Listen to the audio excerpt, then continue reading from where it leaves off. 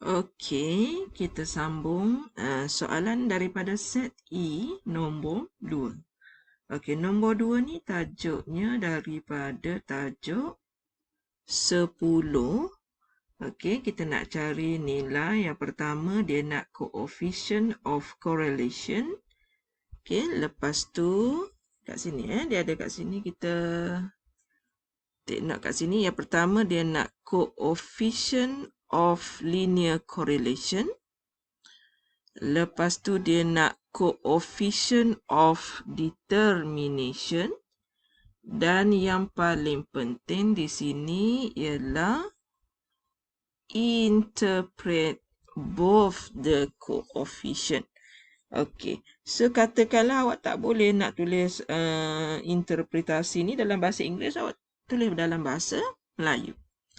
Okey, so langkah yang pertama, kita get ready calculator kita dalam mode untuk tajuk correlation and regression.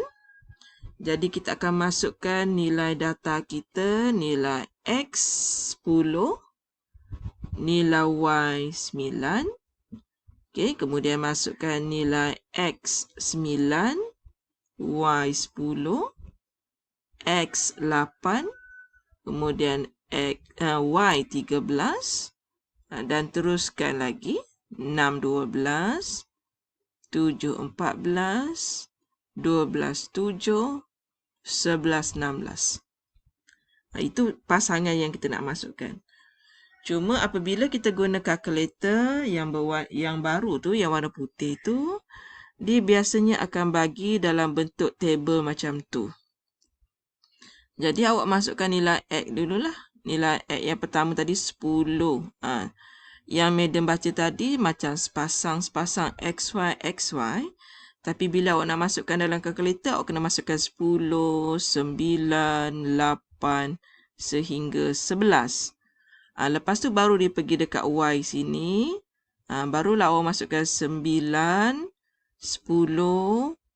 13 sehingga nombor 16. Okey. So ingat lagi tak cara nak masuk ni? Kalau tak ingat, datang balik jumpa madam, kita belajar cara nak tekan ni sangat penting. Sebab bila you tekan ni betul, you sebenarnya boleh dapat nilai COC dan juga COD dengan tepat. Tak ada salah kira.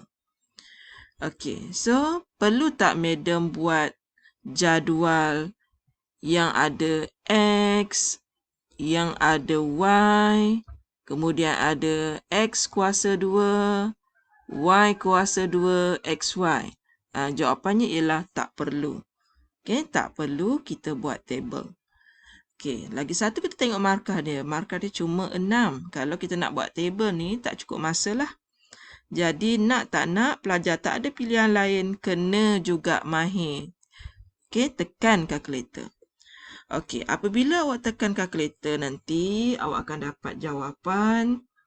Awak akan tahu nilai N awak nanti ada 7 pasang. Kemudian jumlah XY awak nanti ialah 714. Jumlah X sama dengan 63. Jumlah Y sama dengan 81. Kemudian jumlah X kuasa 2 sama dengan 5, 9, 5. Jumlah Y kuasa 2 nanti awak dapat 9, 9, 5. Ni semua bacaan ni kita boleh dapat daripada kalkulator.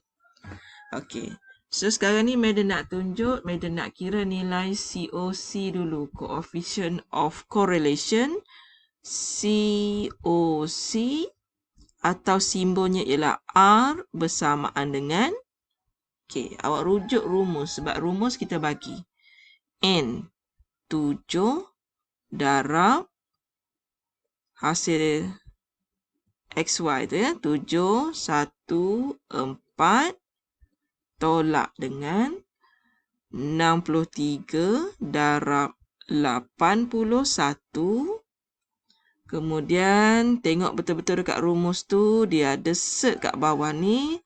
Cuma madam tulis berpecah-pecah ni ya. Madam buat dahulu untuk X. 7 darab 595 tolak 63 kuasa 2. Dan madam buat satu lagi cert yang kedua ni untuk Y. So 7 darab 995 tolak dengan 81 kuasa 2. Okey, madam kira satu-satu. Okey, dan untuk pengetahuan awak, jawapan nilai R ni sebenarnya ada dah dalam kalkulator. Dan awak janganlah reject nombor negatif ni sebab nilai correlation paling kecil negatif 1, paling besar 1. Jadi nilai negatif ni adalah logik. Okey, so kat sini kita tengok dahulu ada tak dalam soalan dia kata nak berapa desimal. So dia tak ada kata. So madam ambil yang inilah. Kalau dia tak bagi had, kita boleh guna je lah apa yang kita nak buat. So kita dapat negatif 0.373. Okay. So tadi dia minta kita interpret. So kalau kita dapat negatif ni, maksudnya dia adalah berkadar secara songsang ataupun dan nombor 0.37 ni maksudnya dia adalah weak. Okay, weak negative linear correlation. Okay. So kalau awak nak sambung lagi, boleh sambung je ikut ayat yang di atas ni tadi. X dia apa? Reading. Y dia writing. Kalau nak buat ayat panjangnya, weak negative linear correlation between reading and writing. Buat macam tu. Kalau tak boleh bahasa Inggeris, buat bahasa Melayu. Berkadar secara songsang. Okey, perhubungannya adalah lemah. Okey, di antara markah untuk reading dan juga untuk writing. Membaca dan menulis. Kalau tak boleh. Okey. Selepas kita dapat nilai COC, soalan tanya tentang COD. COD. Simbol dia R kuasa 2. Jadi kita ambil nilai tadi. Negatif 0.373 ni kita kuasa 2. Kalau nilai tadi awak ambil 4 decimal, sambung yang 4 decimal. Dia kena bersambung. Okey. So dari sini Meda akan dapat jawapan 0.1391. Dan kita kena interpret. So cara nak interpret dia, kita kena tukar ni jadi bentuk peratus. Okay. So katakan nak buat dalam bahasa Melayu, kita boleh buat 13.91%.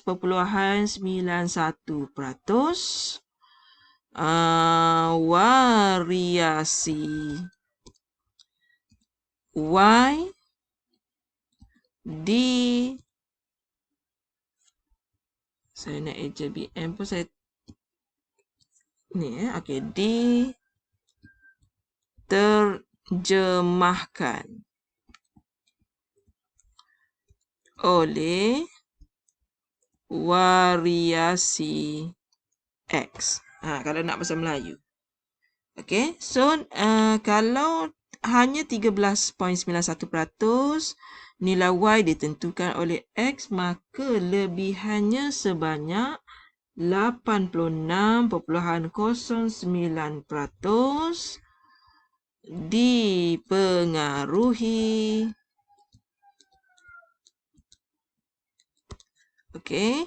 oleh faktor yang lain. Yang ni kalau nak buat dalam bahasa Melayu. Dalam bahasa Inggeris, dia pendek sikit lah. 13.91% of the variation in the score of writing can be explained by the variation in the score of reading, and 86.09% by others factor. So, yang tadi dengan yang sekarang ni markah semua sekali ialah 6. Okay, good luck.